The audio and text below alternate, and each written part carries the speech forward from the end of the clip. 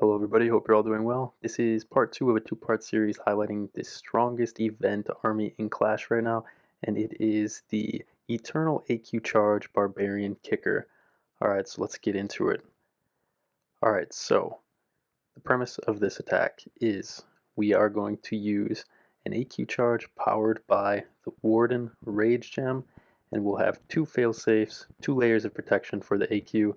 We'll have the AQ ability, and we'll also have the Warden Eternal Tome, hence the Eternal AQ charge. So when you first look at a base, you want to find a spot where you can get a lot of Flameflinger value, and you want to set a funnel with your Warden Walk. So notice the Flameflinger is over there at the left. There's really not much value for the Flameflinger. However, we want the Flameflinger to move up and get that Ricochet Cannon at the top left, because that Ricochet Cannon could potentially be difficult for our heroes to enter the Town Hall compartment, being that there's walls all the way around that Ricochet Cannon. So using the Warden to create a funnel up here at 12, going to lure the Warden to the top left with our AQ here shortly, waiting for this Wizard Tower to go down so we can direct target the Ricochet Cannon with two kickers. So now, without that Wizard Tower takes one kicker, one archer, or two kickers. So it's nice to have that gone so we can direct target that Ricochet Cannon. So now using the AQ, pull the Warden back to the AQ, and notice this Expo is locked onto the Warden. So we're going to try to target that Expo with some kickers here in a little bit. Meanwhile, we're using some Ice Golems to stall up some defenses for our BK and our AQ and our Warden, and this is what you want to do every single version of this attack. You want to meet up your BK with your AQ and your Warden, because we need the BK EQ boots to open up the core of the base for the AQ so that she can reach. So notice these Fire Mites are luring the BK as close to the wall as he can get, so waiting for the BK to walk all the way up to the wall, then pop his ability to give the AQ access into the core of the base. So notice those Ice Golems prevented us from having to use the AQ ability and the Warden ability early, so we still have our two levels of protection. Notice we just used the kickers to eliminate that Ricochet Cannon. Nice to get Ricochet Cannons out of the road because it will skip from your RC and kill your Spirit Fox. We want to keep our Spirit Fox alive as long as possible. AQ is pushing farther into the core, about to eliminate this. AQ is about to encounter this Hook Tower, so going ahead and popping ability. Now we have 3 AQs. Go ahead, use Eternal Tome, protect all 3 of our AQs.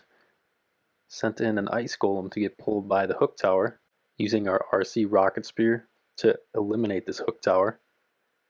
And now we're hoping that the AQ and the Giant and the Warden can distract for everything to let our RC wrap around and finish off this base, which they will.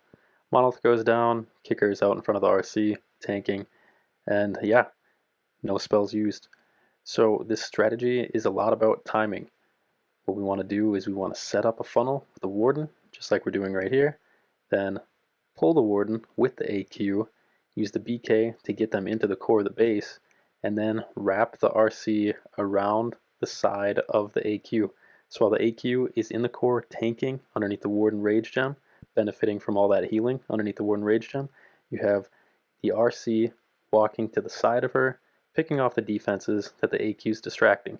And if there are defenses that are not distracted, you can try to pick those off with either the kickers or distract them with Ice Golems, specifically Ricochet Cannons, multi-arch towers.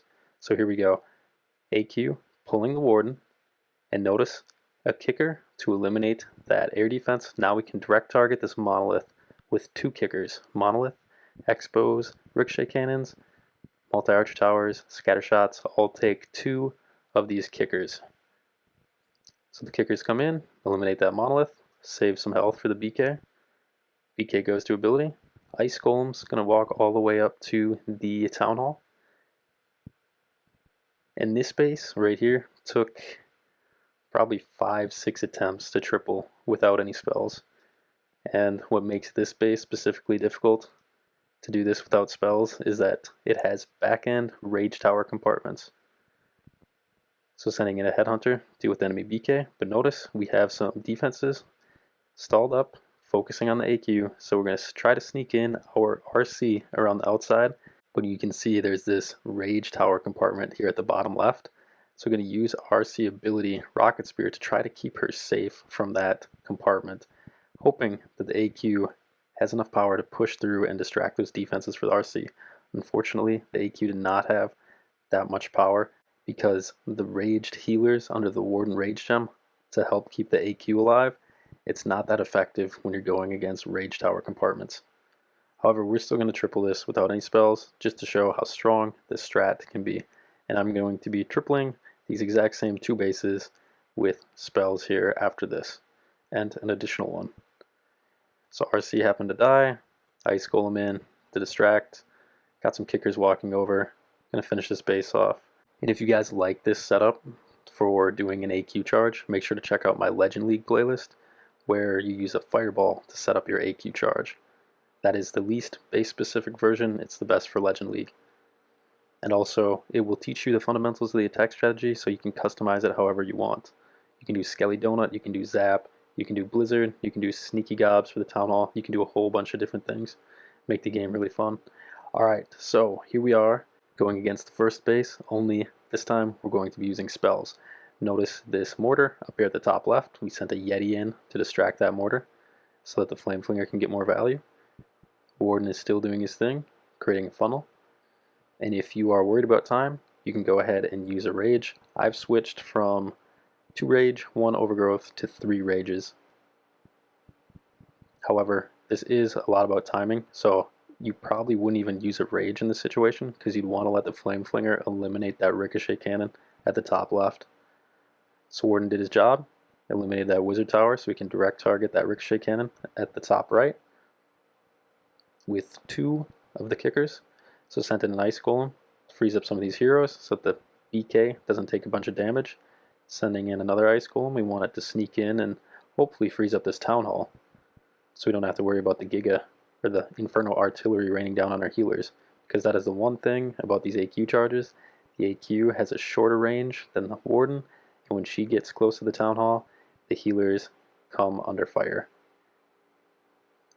So sent an Invisibility spell over the BK to make sure that he can get close to the walls to use his EQ boots. So he's able to open up the core again.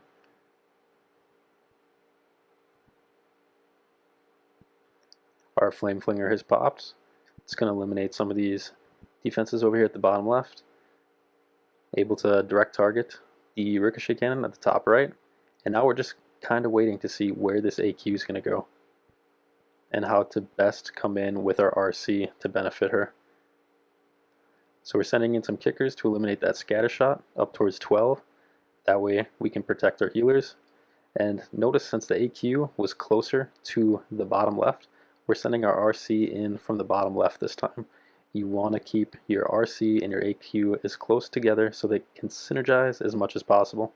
Going to go ahead, drop a skeleton spell on this monolith and hook tower. RC finishing off these defenses with the rocket spear. And notice Warden still alive, Giant like a second BK, still tanking everything. We have the kickers stepping in front of the RC to also tank for the RC, and we still have a bunch of swag.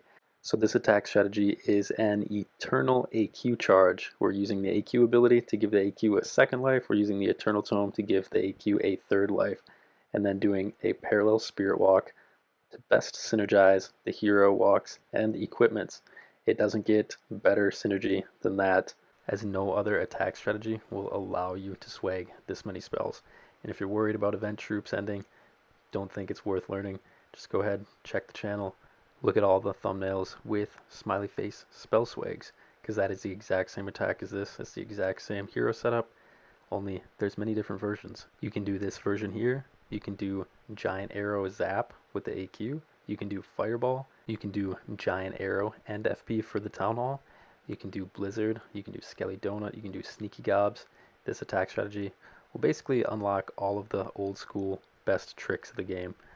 So again, coming in with these Ice Golems, stalling up these defenses, you want to use probably 2 at least Ice Golems for your heroes, but notice that you stagger the Ice Golems because you do not want to send both or all 3 Ice Golems in at the same time, because if you send all 3 or 2 of them in at the same time, the multi-targeting defenses will kill them at the same time, and then their iced freezing effect will be what 1 Ice Golem would have given you instead of 2. So you always want to stagger them.